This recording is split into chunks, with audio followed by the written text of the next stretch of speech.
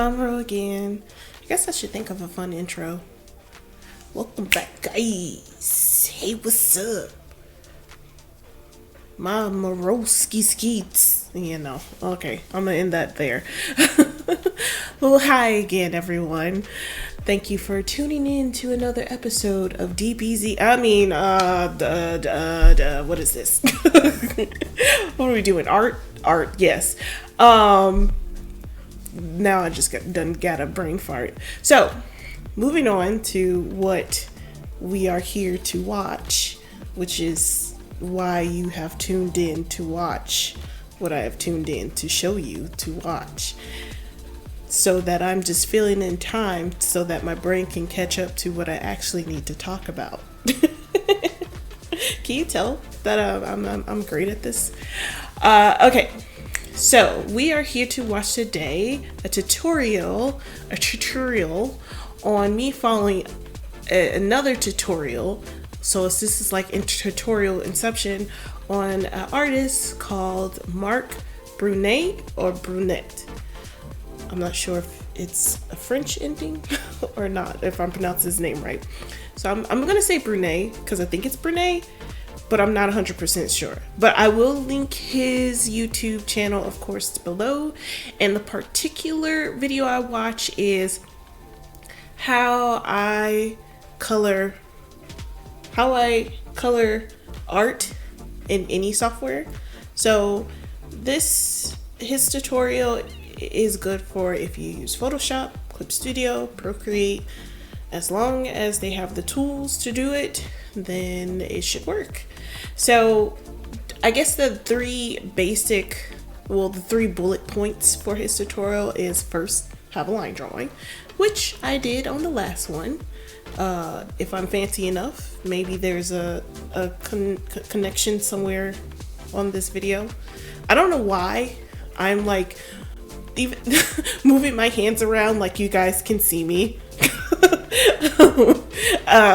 Yeah, I'm not doing, I don't know. I can't say I'm not going to do a video, but I'm not ready for that yet. That sounds really official. Look, I got a new mic. Can you hear me? Here's a new mic. It picks up everything, but it sounds clearer, but it picks up everything. I'm still working on the functions.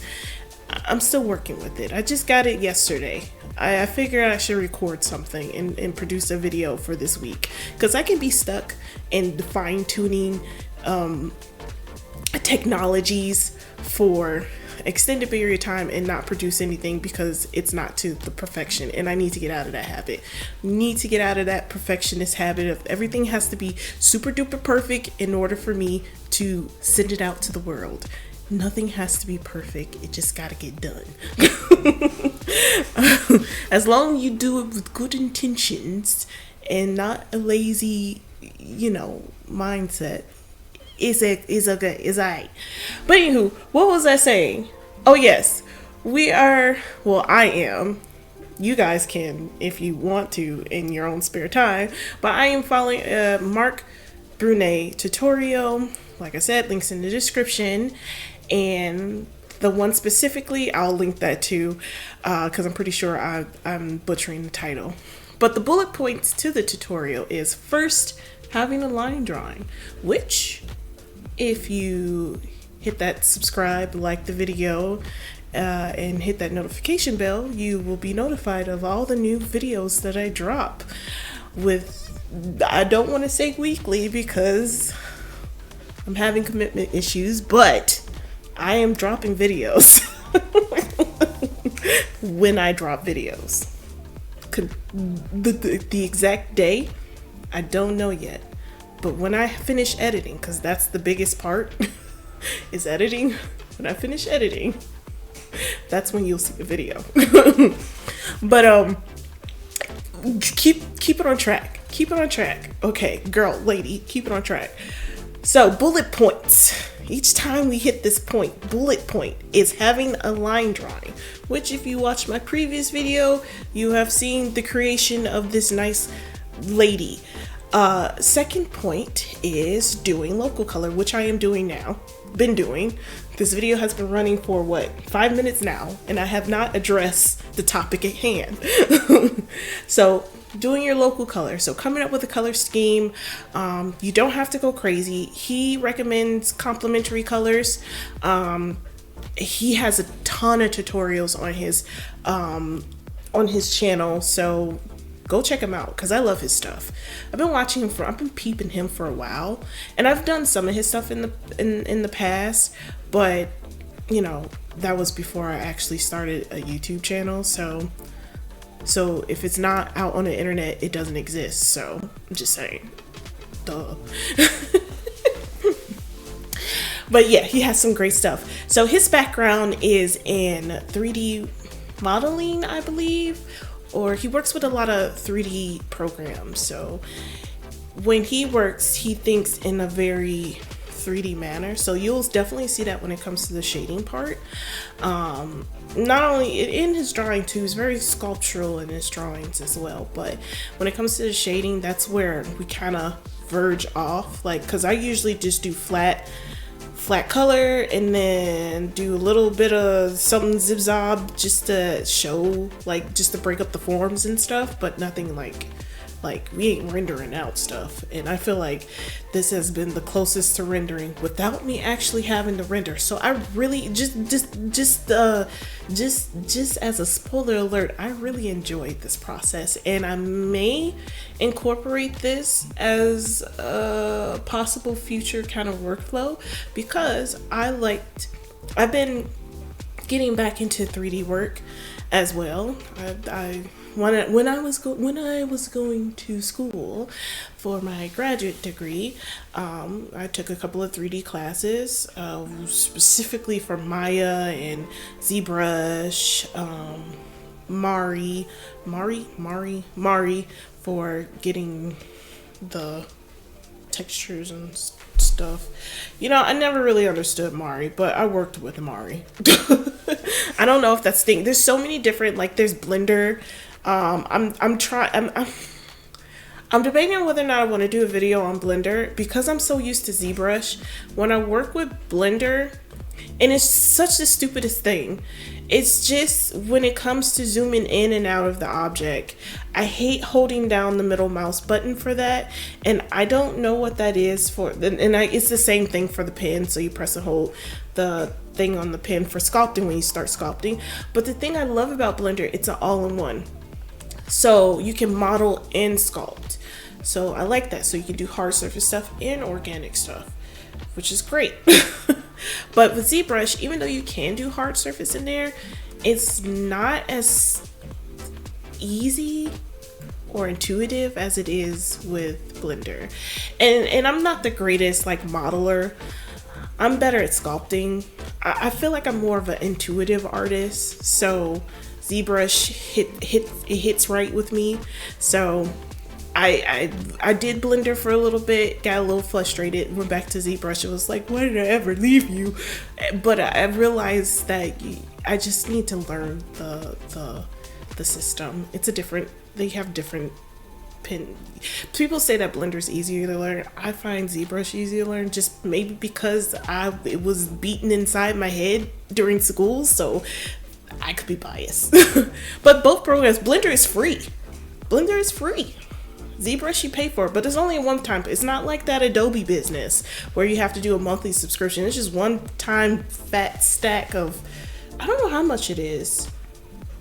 Yeah, I'm not sure how much it is, but it's just a one-time payment, and then they give you upgrades as long as you have the license. So yeah. Back to the task at hand because I've been rambling. Yeah, so here we're in the shading part. So what I'm doing here, a nice gentle cut. Ignore the cut because I forgot to film the rest of the shading. But anywho, what I am doing here is it's a combo of volumetric shading and AO shading. And he goes into some really good explanatory detail about AO shading and the difference of volumetric and AO shading. I'm using both. Normally I would just use volumetric shading, you know, that gives it a different look, and it gives it I forget the name of that style. there's a name for it, but AL shading gives it kind of a little bit more realistic, and you see AL shading a lot when it comes to working with like 3D models and stuff like that. So excuse me, I am sniffly, allergies. I've been sneezing all day long. So that's something to kind of study, especially if you're into like 3D models and want to have that more kind of more like you can turn this, it almost looks like a 3D when you're done. If you do it, like if you perfect it, your drawings will look 3D. That's how cool it is. So yeah, I want to get to that point. I really like that, but without getting to heavy rendering. I'm not a big render person where I don't sit on projects for I don't have the attention span to sit there and render out like hyper realistic stuff. It's not my jam. Me personally as an artist, I love looking at it. It looks beautiful and I appreciate those who can do it. But I've done hyper realistic paintings, old paintings and stuff like that, landscape paintings and stuff like that for school, and it burned me out, and I prefer the style that I'm in now. So so I'm trying. I like his style because it pushes my art further than where I stop at. Like it makes me go beyond my natural stopping point, and I appreciate that without me sitting here that I have to spend ages. Because honestly, I did this whole like video. This took about 3 hours to do. So everything from when I put the flat colors down to when I'm doing the pretty finishing touches at the end, this took about 3 hours to film, maybe a little bit more, just for me taking like breaks and picking my nose and, you know, thinking about the ways of the world. So this took 3 hours to do, and I appreciate that because it didn't, besides me using layers in a different way, it didn't really disrupt my natural flow of doing things, you know. And this is something I always wanted to push my art towards in the first place, but I need a little guidance. So as you see here, back to the bullet points that I've been negating to finish off, there are 4 bullet points. Line drawing, local colors, then shading, actually 5, I can't count, and then he does a highlight, which I am doing right now at this moment, which he says don't go too crazy. You don't want to go too crazy on your highlights to the point where it's like super changing your artwork. You want to keep it simple, kind of subdued, just to add a little more interest. So in this highlight, the way I have this layer set up, and once again follow his tutorial because he tells you exactly how he does this, and I just pretty much followed exactly what he said, you know, within my own realm of my own artwork. So yes. So I just added some fleshy red tones to her, you know, just to make her look alive. Just because she's under the water doesn't mean that she don't blush. And pretty much just kept fine-tuning the artwork. Like I never stopped going between the layers, like of the line later, I still said laters.